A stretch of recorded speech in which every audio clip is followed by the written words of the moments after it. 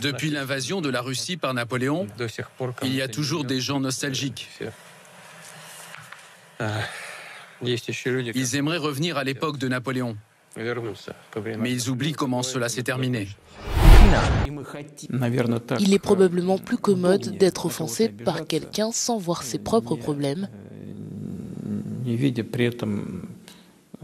Peut-être qu'une réaction aussi aiguë et plutôt émotionnelle de la part du président français est également liée à ce qui se passe dans certains États africains. Que cherche Macron? Là de l'Ukraine. La menace russe est là et touche les pays d'Europe. Nous touche. La Russie a déjà fait du conflit ukrainien un conflit mondial. Elle a mobilisé sur notre continent des soldats nord-coréens, des équipements iraniens, tout en aidant ces pays à s'armer davantage. Au fond, elle teste nos limites. Elle le fait dans les airs, en mer, dans l'espace et derrière nos écrans. La Russie est devenue, au moment où je vous parle et pour les années à venir, une menace pour la France et pour l'Europe. Examinons ces points pour mieux comprendre le raisonnement derrière les actions de Macron et les divergences de position entre la France et les États-Unis, ainsi que les hypothèses concernant ses intentions politiques. L'ennemi pour vous n'est pas Poutine, mais Emmanuel Macron. Absolument. Alors face à ce monde de danger, rester spectateur serait une folie. Il s'agit, sans plus tarder, de prendre des décisions pour l'Ukraine, pour la sécurité des Français, pour la sécurité des Européens. Voilà l'ennemi. Celui qui détruit la France. Ce n'est pas une menace. Il est présent. Il agit selon un logiciel qui n'est pas le nôtre. Il piétine la Constitution. Il est l'ennemi du peuple français parce qu'il veut faire de la France ce que les Français ne veulent pas qu'il fasse. Le discours de la paix de Macron, sans arrêter la guerre. Le langage de la paix de Macron peut sembler paradoxal à certains. D'un côté, il appelle régulièrement à la négociation et à la diplomatie pour mettre fin à la guerre en Ukraine, et de l'autre, il soutient activement l'Ukraine avec des aides militaires. Cette position semble contradictoire, mais elle reflète plusieurs réalités politiques. Bien que la France ait une longue tradition de puissance centrale en Europe et dans le monde, en tant que membre fondateur de l'Union européenne, du Conseil de sécurité de l'ONU et de l'OTAN, cette position est aujourd'hui fragilisée. Elle tente de préserver une indépendance stratégique tout en maintenant son influence mondiale, mais cette approche semble s'effondrer sous la présidence de Macron. Son alignement atlantiste apparaît désormais comme un échec. En qualifiant Poutine d'impérialiste, Macron cherche une confrontation directe avec lui, espérant ainsi se faire une place à la table des négociations. Pourtant, cette stratégie est vouée à l'échec, car Poutine, maître du jeu politique, a su habilement lui répondre. Au point de faire réagir Vladimir Poutine lui-même, qui aujourd'hui se moque du président français. Depuis l'invasion de la Russie par Napoléon, il y a toujours des gens nostalgiques. Ils aimeraient revenir à l'époque de Napoléon, mais ils oublient comment cela s'est terminé. Poutine a rappelé à Macron que l'expansionnisme français, incarné autrefois par Napoléon, s'est soldé par un échec retentissant. En d'autres termes, il lui a fait comprendre que la France n'a plus aujourd'hui ni la puissance ni la légitimité pour prétendre rivaliser avec la Russie sur le plan géopolitique. Cette référence historique n'est pas anodine. Elle vise à remettre Macron à sa place en lui rappelant que toute ambition française de s'imposer face à la Russie est vouée au même sort que la campagne de Napoléon en 1812, qui s'est achevée par un désastre militaire. Poutine sous-entend ainsi que Macron surestime ses capacités et qu'il ferait mieux d'adopter une approche plus réaliste au lieu de chercher l'affrontement. En clair, la Russie considère que la France, en voulant jouer un rôle central sur la scène internationale, se place dans une posture qui dépasse ses moyens réels. Macron espérait peut-être forcer la Russie à le considérer comme un interlocuteur incontournable, mais Poutine lui a sèchement rappelé que l'histoire ne joue pas en sa faveur et que la Russie a déjà triomphé face à de telles ambitions françaises dans le passé. Que cherche Macron au juste? Si vous avez une réponse, partagez-la avec nous en commentaire. Nous reviendrons à cette question dans un instant. Mais avant de continuer, je vous rappelle les propos de Poutine lors d'une interview début 2024, dans laquelle il évoquait les raisons de l'agitation de Macron. Je pense qu'il y a une sorte de ressentiment. Mais lorsque nous avons entretenu des contacts directs avec le président français Emmanuel Macron, nous avons parlé assez ouvertement de ce sujet.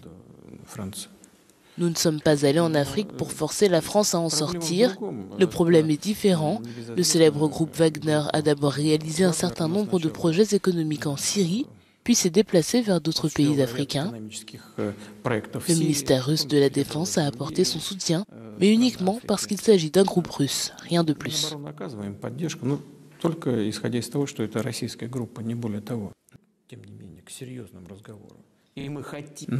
Il est probablement plus commode d'être offensé par quelqu'un sans voir ses propres problèmes.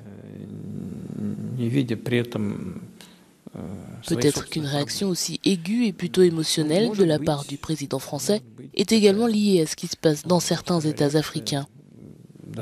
Bien que je connaisse d'autres pays africains où l'on menace la présence française calmement et où l'on dit que oui, tout nous convient, nous sommes prêts à travailler avec eux, dans d'autres pays, on ne le fait pas. Nous n'avons rien à voir avec cela. Nous n'incitons personne là-bas. Nous ne montons personne contre la France. Que pensez-vous de cette explication de Poutine? Écoutons le général André Cousteau avant de conclure cette vidéo. J'ai quelques ouvrages. La liste n'est pas exhaustive. Macron, le fossoyeur de la France. Macron, le grand liquidateur. La France vendue à la découpe. Les liquidateurs. L'homme qui n'aimait pas la France. Les traîtres. Il y en a bien d'autres. Et puis, il y en a un que je n'ai pas, qui est la cerise pour le gâteau, Le traître et le néant, écrit par messieurs Davé et Lhomme, qui avaient eux-mêmes interviewé le précédent président de la République. Le voilà l'ennemi, celui qui détruit la France. Ce n'est pas une menace, il est présent, il agit selon un logiciel qui n'est pas le nôtre. Il piétine la Constitution. Il est l'ennemi du peuple français parce qu'il veut faire de la France ce que les Français ne veulent pas qu'il fasse. Mais on peut vous dire, on peut vous opposer, Général Cousteau, foutaise, calomnie. Parmi les titres que j'ai cités, combien d'auteurs ont été traînés devant les tribunaux? À ma connaissance, aucun. Ce qui montre bien que ce qu'ils disent est avéré, sourcé, prouvé. Je ne suis pas écrivain, je ne suis pas journaliste d'investigation. Ça me suffit. L'ennemi pour vous n'est pas Poutine, mais Emmanuel Macron. Absolument. Je signe et j'en redemande. C'est lui qui détruit la France. Qu'est-ce qui va en France aujourd'hui? L'armée est chargée de défendre le peuple français, la France et le peuple. Je suis président d'honneur de Place d'Armes, qui a pour raison sociale d'entretenir le lien entre l'armée et la nation. Qu'est-ce qui va bien en France aujourd'hui? Hormis peut-être encore un peu l'armée, qui est échantillonnaire, ce n'est pas moi qui le dis, est-ce que l'hôpital va bien? La santé, l'agriculture, l'industrie, que sais-je encore? Depuis 7 ans que M. Macron est au pouvoir, qu'a-t-il fait pour redresser la France? C'est lui qui l'a détruit. Il n'y a pas besoin de M. Poutine. Voilà, donc j'affirme que c'est lui, le liquidateur, le destructeur de la France. C'est lui qui devrait partir, s'il avait un peu d'honneur. Mais c'est un mot qui doit être absent de son vocabulaire. Pour son discours, pour revenir, Général Cousteau, sur le discours d'Emmanuel Macron le 27 février, je crois, dans lequel il suggérait, il envisageait en tout cas l'envoi de troupes au sol en Ukraine, pour quelles raisons militaires, s'il en existe, vous allez sans doute me dire que oui, pour quelles raisons militaires cet engagement est-il une folie? Bien d'abord, nous n'avons pas les moyens. C'est trop officiel. En guerre de haute intensité, l'armée française serait capable de tenir pendant 3 jours sur un front de 80 km. Oui, c'est ce que dit un rapport parlementaire. Ça, c'est clair.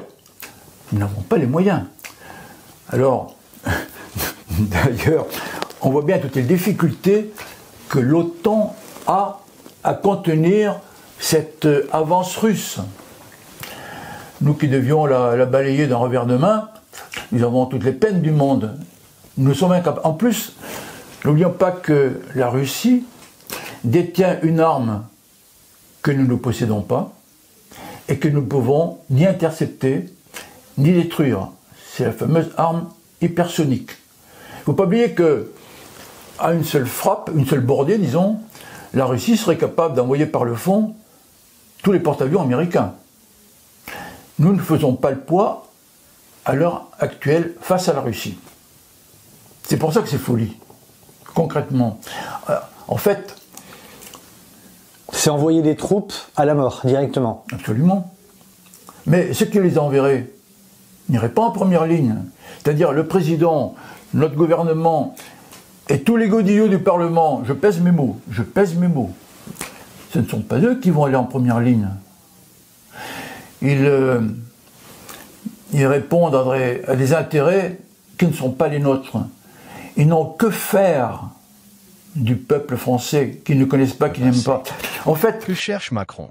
La théorie selon laquelle Macron aurait un agenda caché visant à créer une fédération européenne avec lui-même à sa tête est une spéculation qui trouve ses racines dans plusieurs éléments de sa politique.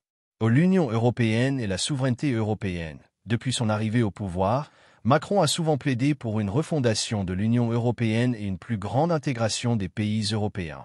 Il a évoqué la nécessité de renforcer les institutions européennes, notamment sur des sujets comme la défense, la fiscalité et la politique étrangère.